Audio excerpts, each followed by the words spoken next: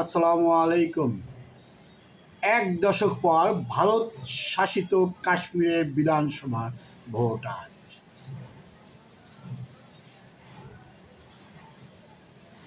ভারত শাসিত জম্মু ও কাশ্মীরের বিধানসভার নির্বাচন শুরু হয়েছে আজ। দীর্ঘ এক দশক পর প্রথমবারের মতো নির্বাচনে ভোট দিচ্ছেন কাশ্মীরিরা। চলুন আমরা পুরো সংবাদটা একটু পর্যালোচনা করে দেখি কি করছে কাশ্মীরে।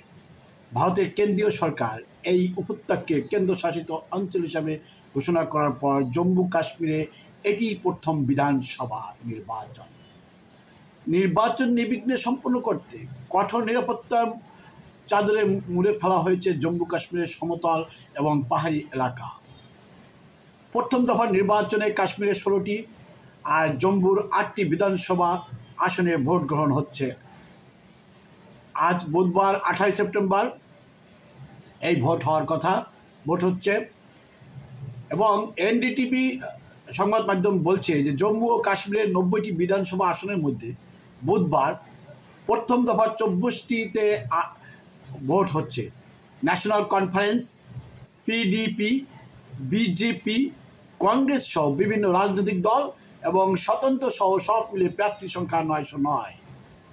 প্রথম পর্বের নির্বাচনে দক্ষিণ কাশ্মীরের 4 জেলা পুলওয়ামা, কুলগাম, অনন্তনাগ ও শোপিয়ানের 16টি এবং জম্মুর 3 জেলা ডোডা, কিস্তওয়ার, রামবনের 8টি বিধানসভা আসনে ভোট গ্রহণ হচ্ছে।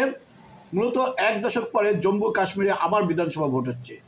2014 সালের মধ্যে পূর্ণ রাজ্য হিসাবে নয়, ভারতীয় সংবিধানের 370 ধারা বাতিলের ফলে বিশেষ মর্যাদা হারায়।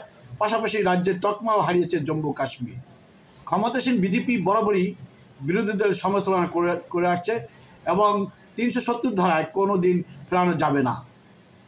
কাশ্মীরে 3 দফা ভোট গ্রহণ হচ্ছে। 90টি বিধানসভা আসনের মধ্যে বুধবার প্রথম 24টি আসন ভোট গ্রহণ হবে।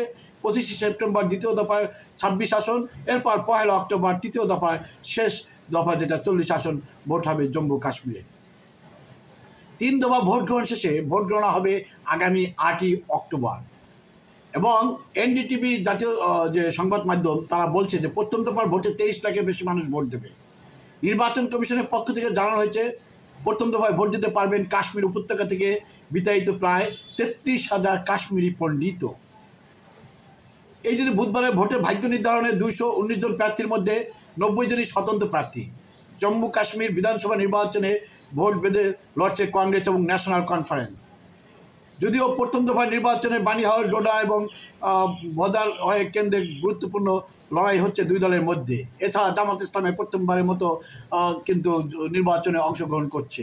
দেখা যাক এর পরবর্তীতে আমি পুরো নির্বাচনী প্রক্রিয়াটা নিয়ে আপনাদের সাথে আলোচনায় আসছি। বিদায় নিচ্ছি এই মুহূর্তে।